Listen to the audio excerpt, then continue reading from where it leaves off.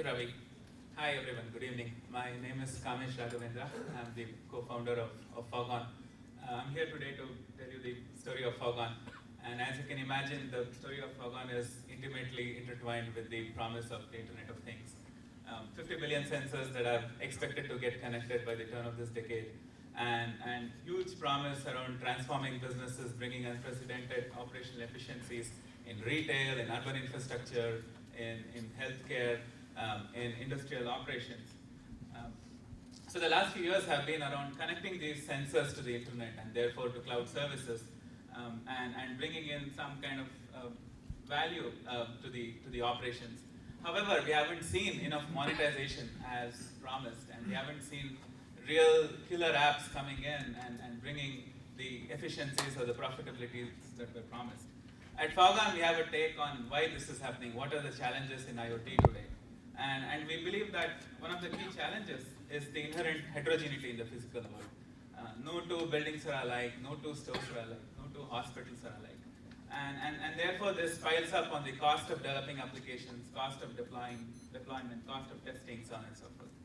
The second challenge we notice is that there's really a last mile gap between the nearest data center and your building, your retail store, your hospital.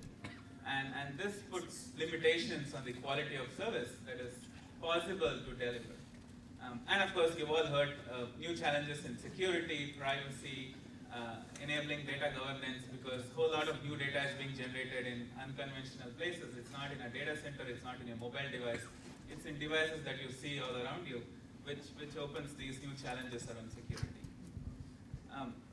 Fogon is leading a new paradigm in infrastructure, which involves using commodity hardware strategically placed in the proximity of sensors, a new kind of edge computing, which some of our partners call fog computing. Fogon enables fog computing to actually host applications, and therefore Fogon is a product, an application development and deployment product that enables applications and analytics to be hosted in this new tier of infrastructure much closer to the sensors.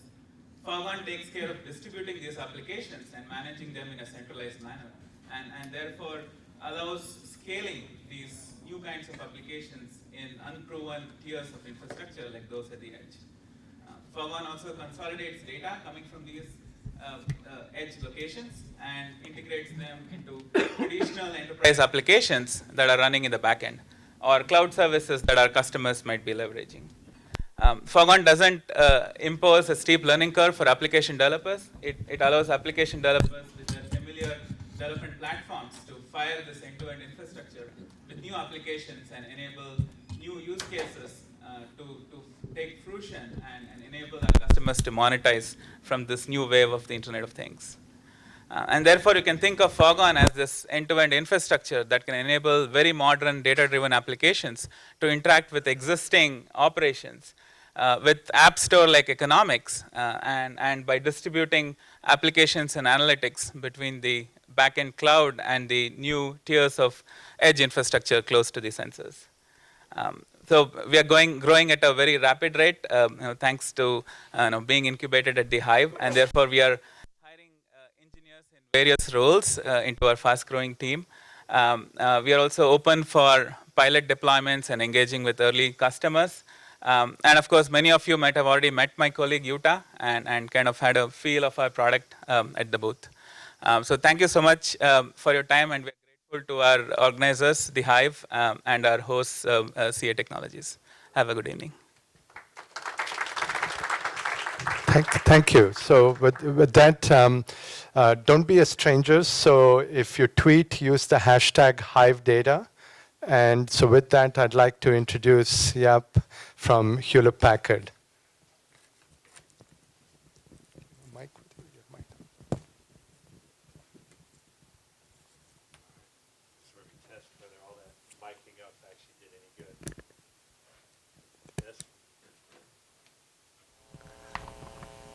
All right, so welcome everybody. Now, a funny thing happened, right? So what happened was a friend of mine actually works at Foghorn, and he said, we're doing this really cool panel on IoT and healthcare, and I think it'd be really interesting if you want to participate in it. I said, yeah, that sounds kind of cool. You know, I like healthcare, I like IoT.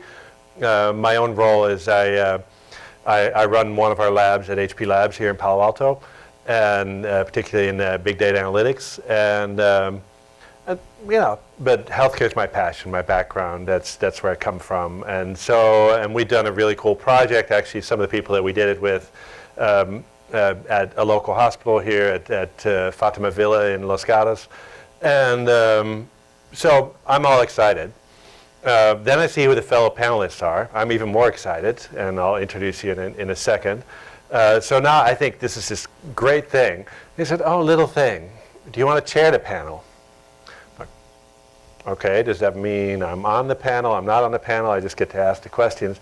So be careful what you get into in this valley, right? Because you think you just get to sit here and proclaim interesting opinions about things, and before you know it, you end up running things that you didn't plan on running.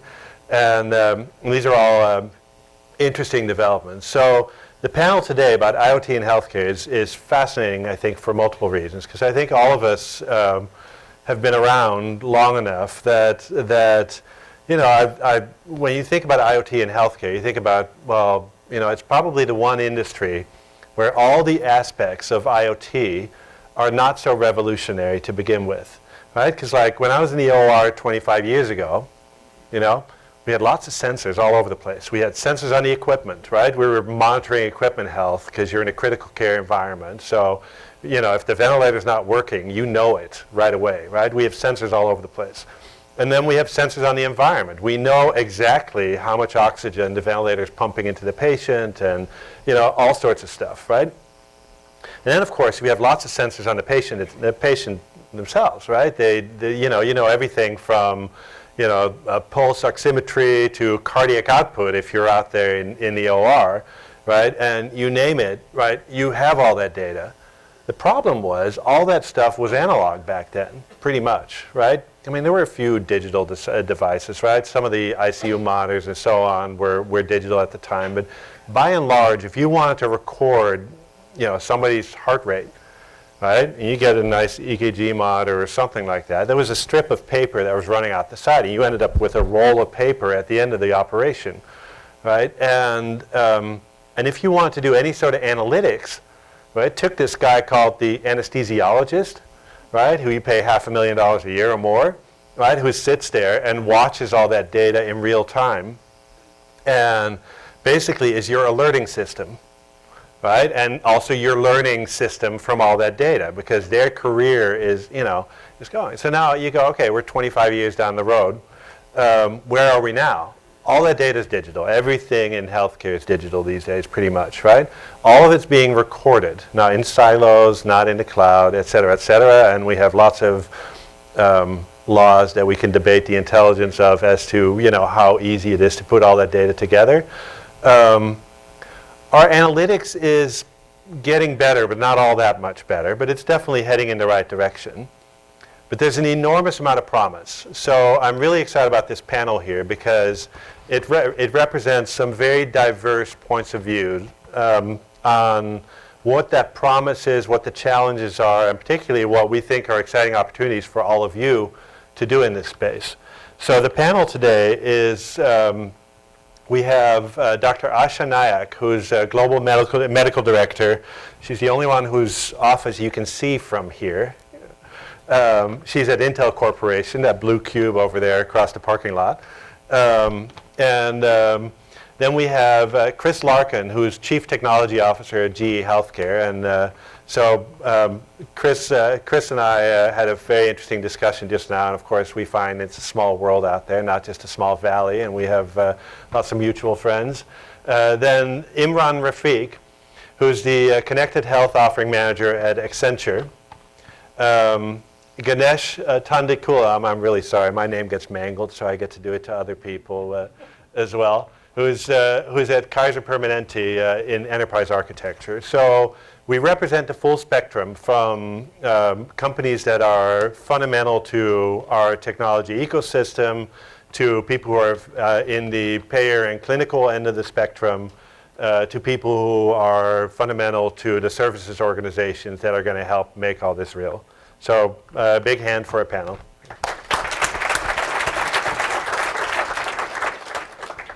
So I'd like to start by having each of the panelists tell you a little bit about themselves and why they're here and why they care about IoT and healthcare. Great. Imran? Thank you, Jap. So my name is Imran Rafiq, and I work with Accenture. I'm part of their connected health team in IoT. And my primary responsibilities are around developing use cases that fit in with the digital hospital, right? So the hospital of the future, how is that enabled through solutions that are IoT? They're sensor-driven, they're analytic-driven, they solve clinical outcomes, they solve patient experience issues.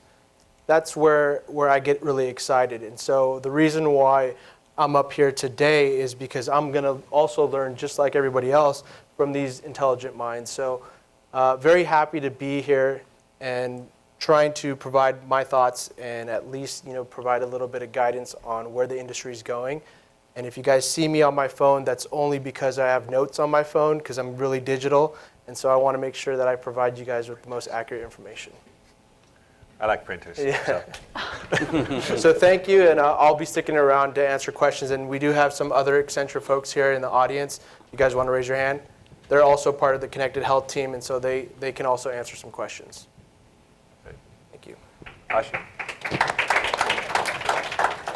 Hello, everyone. It's nice to meet the Hive and to be part of this think tank. My name's Asha Nayak, and as Jaap said, I'm with Intel Corporation, and I'm very excited to be here and to engage in this discussion with each of you. My role at Intel is wholly healthcare focused.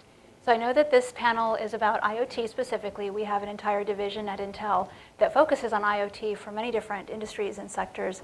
I intersect with them in part of my role, and I think Jaap, you'd asked us to get into a little bit about our companies, so I'll do that.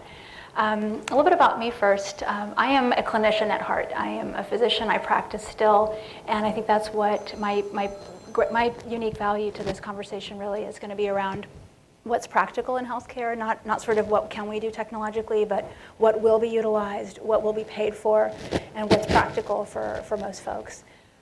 What I wanted to definitely mention here is that Intel has been in healthcare for more than a decade. Many people don't realize that.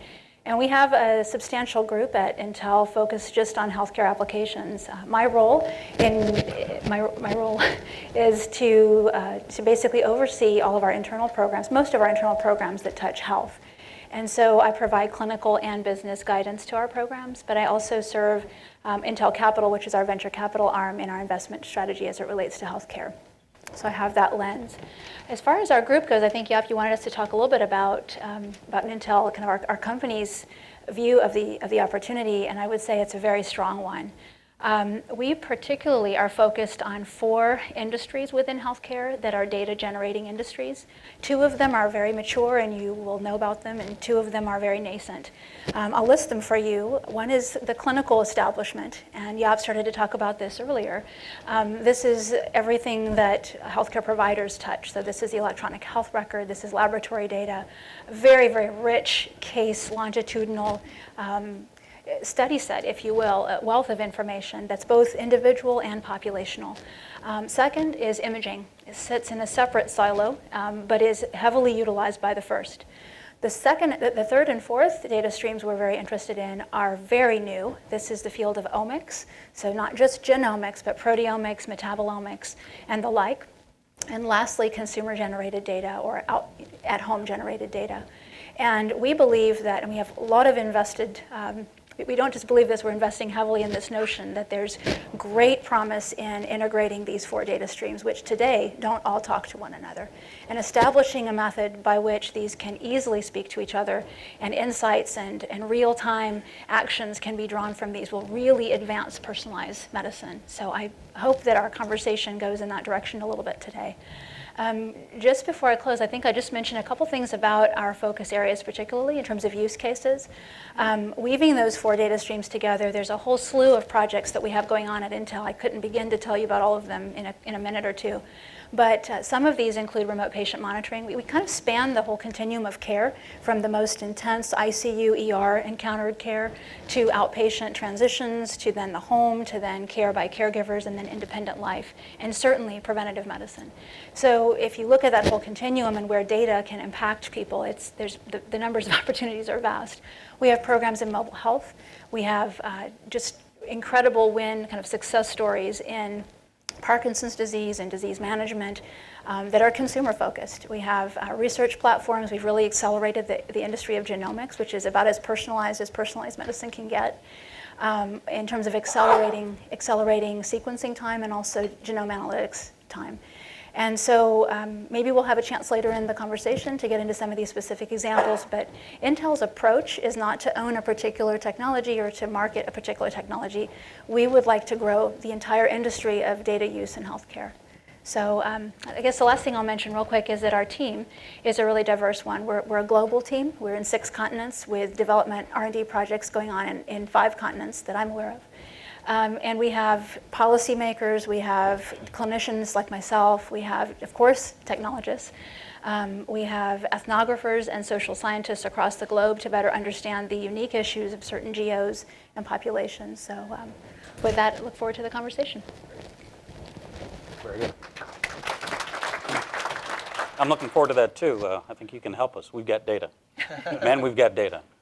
Not sure how to work with it all. I'm Chris Larkin. I'm Chief Technology Officer for GE Healthcare. Prior to that, came about 4 years ago. Prior to that, I was working with Microsoft in a group called Health Strategies Group and Health Solutions Group when we had something to sell.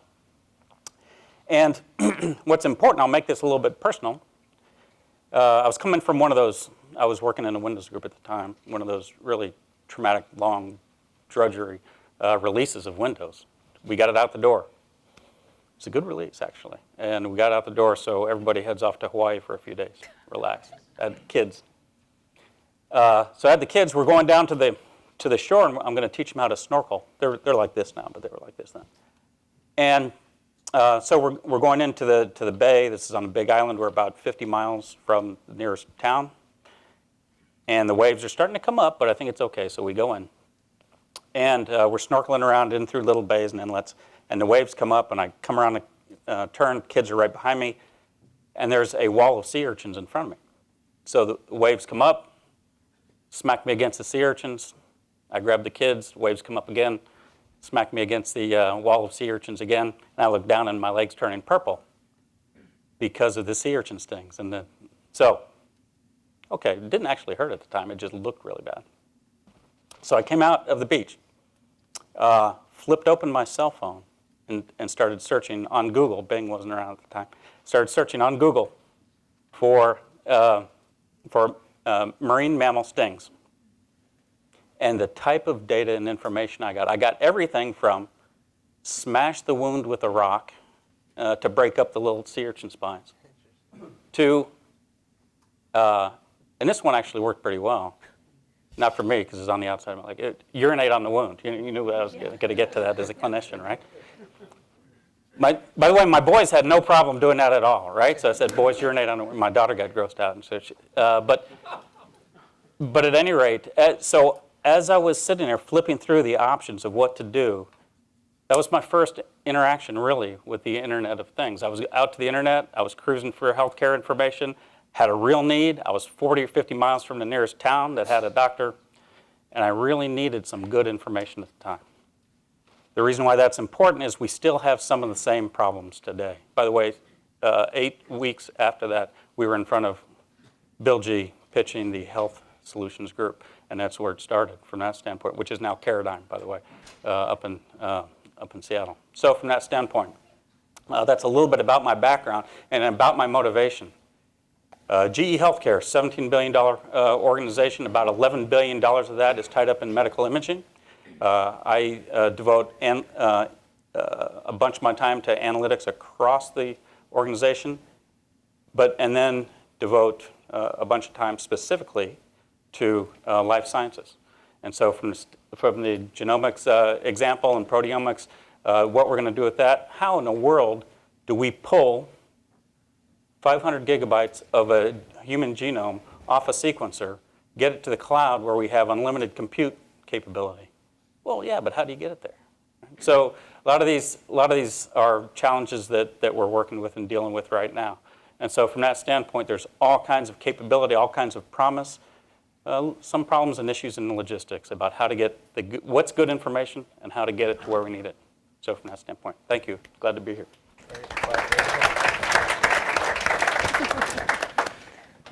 Hi, I'm Ganesh Thundikulam. I'm with Kaiser Permanente, part of the Enterprise Architecture Group. I've worked out in the recent past, over the last year, I've been working on, one is the hospital of the future in terms of, if you've seen in Northern California, we built out 3 new hospitals here. And then we're about building a new hospital in San Diego Central, which will come live in 2017.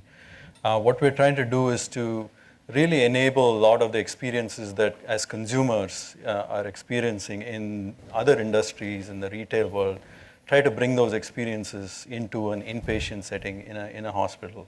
So that's one aspect of it that we're trying to enable. The other is also trying to have energy efficient and also integrated set of capabilities that come together as well. Similarly, also working on the outpatient setting for our medical office buildings as well. So that's one area. The other area that I'm working on is on, it's broadly called the information management and analytics. How do we collect these data across the enterprise and provide data-driven decision making for all of our business units as well. So that's kind of what I do for Kaiser Permanente. Just briefly about Kaiser Permanente, it's an integrated healthcare system. We operate in 8 states in United States, and also we have privileged to serve 10 million members across the U.S. As well. And my interest here is to just like you mentioned, to learn from others. While I see a lot of use cases and also the technologies that are really rapidly evolving, the opportunities that are there, really looking to kind of see how can we make it affordable, one aspect of it, and bring a lot of the learnings from other industries to healthcare as well. So happy to be here, and go Warriors. Nice.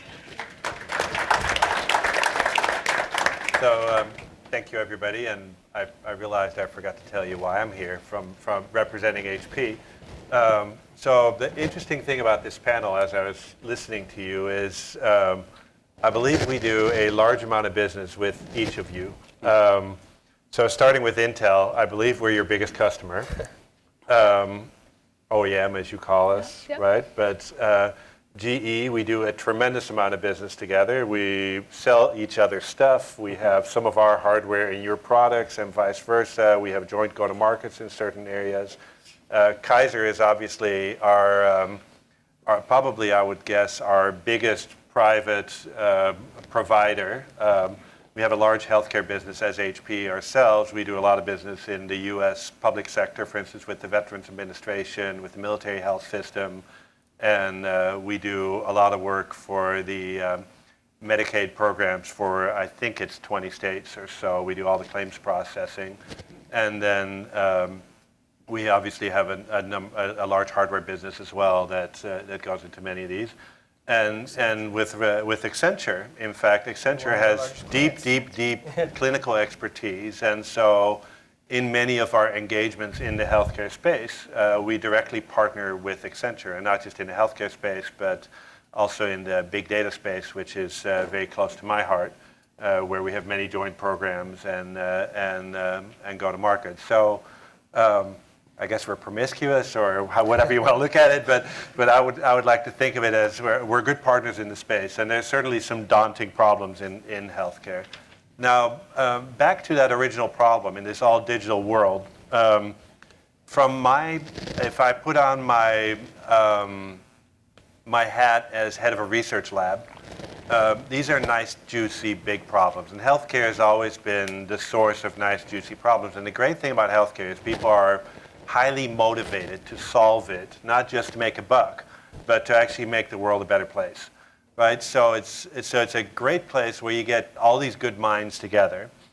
And I think when you get to IoT in healthcare, it's really about the two core challenges, right? What do you do with all that data, right? All that increasingly, those enormous amounts of data. Do you keep it locally? Do you distribute it? Do you fog it out? Do you put it all in the cloud? Do you, where does that end? So we'll probably end up talking about some of that.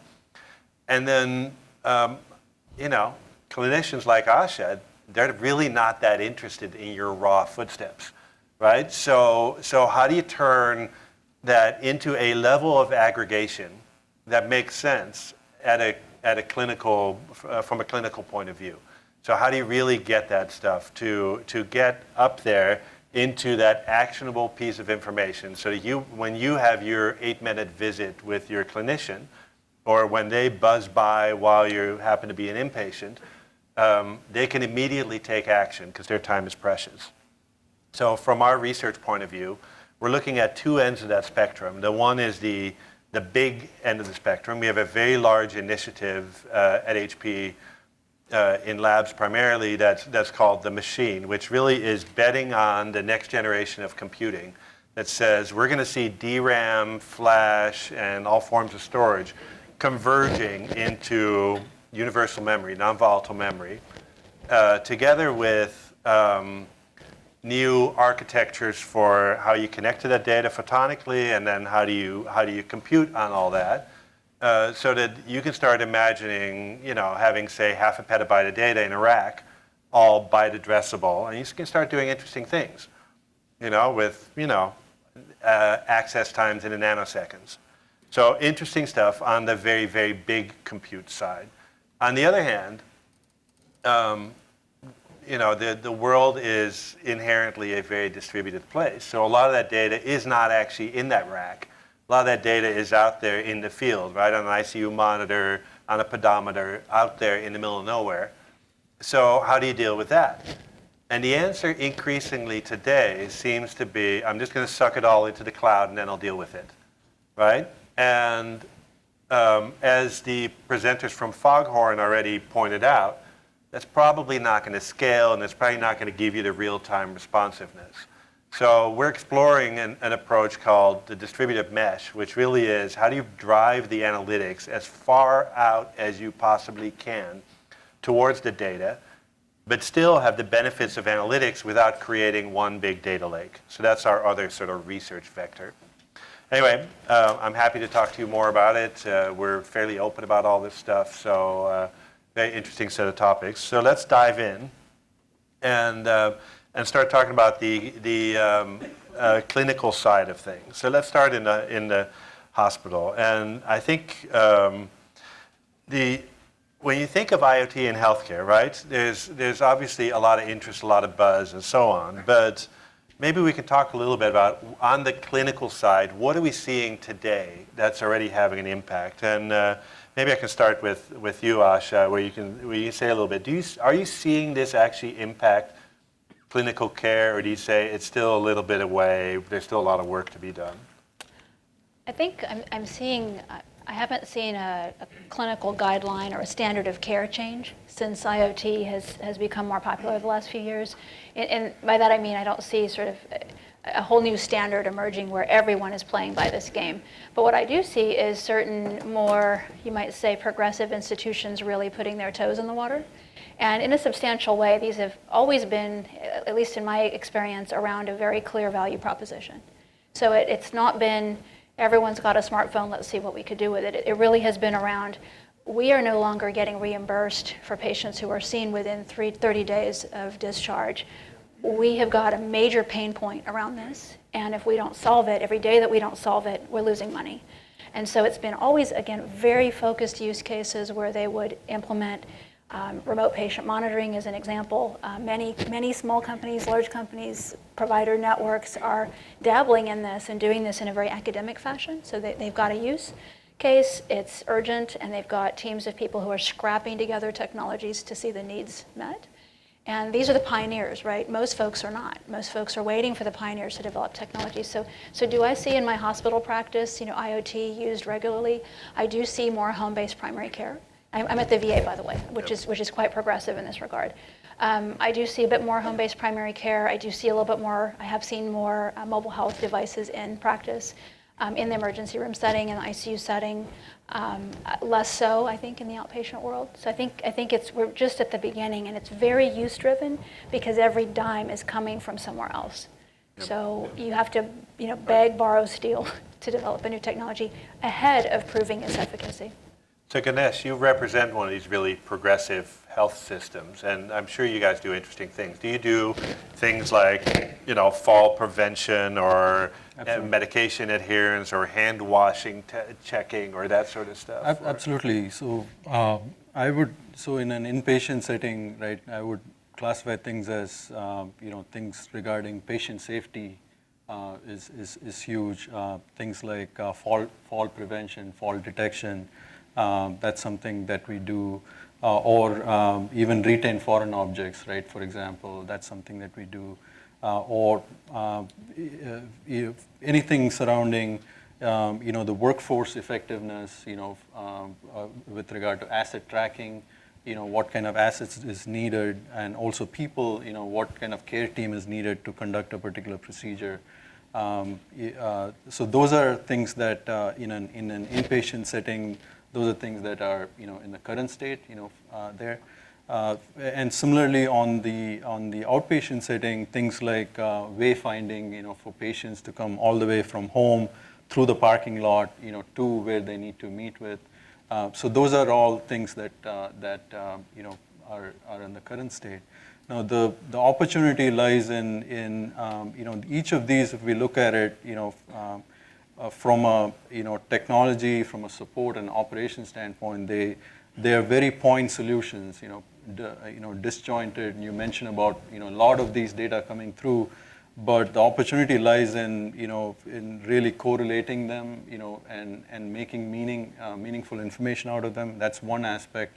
The other is to really simplify the overall landscape as well. That's another big opportunity as well. Yeah. Imran, that disjointedness, I know you mentioned digital hospital earlier. Sure. Tell me a little bit more about that. Yeah, absolutely. So let me take a step back and kind of just explain really what we're trying to achieve in the hospital right now. You have hospitals that are antiquated in some of their legacy systems. They're not connecting their information from an EHR to an electronic medical record to kind of a CRM. All this information is fragmented, right? And so when we go and we talk to hospitals, we're first just introducing a digital strategy, right? We're talking about what it means to be digital. What does it mean to have a mobile application? What does it mean to provide mobile device management? And then when you start to get with some of the top tier hospitals in the United States and abroad, Singapore is a great example. They're very forward looking. You start to get into IoT and the Internet of Things and how this kind of plays into what we call real-time healthcare systems, right? And so Gartner's predicted in 2020 about 20% of hospitals will be RTHS, real-time healthcare systems that are kind of living, breathing organisms, right? So you're permeating the surroundings based on a patient's condition, based on a surgeon's preferences for an operating room, right? So how does that really boil into use cases? Well, you've got two sides to use cases, right? You've got the constituents that fall into clinical, and that's the surgeon, that's the doctor, that's the nurse, and how do they need to respond to information? How do they need to provide care? How do they need to understand the outcomes for billing or enterprise back-end systems? The second portion is the non-clinical side, right? That's everyone here. That's a patient, that's a visitor, that's a security staff member, that's an administrative staff member.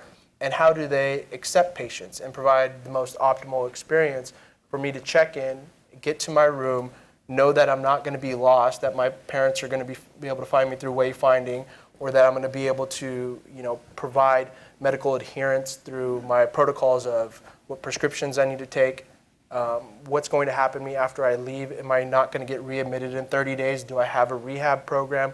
that I'm going to be able to follow up through with my doctor? How do I communicate?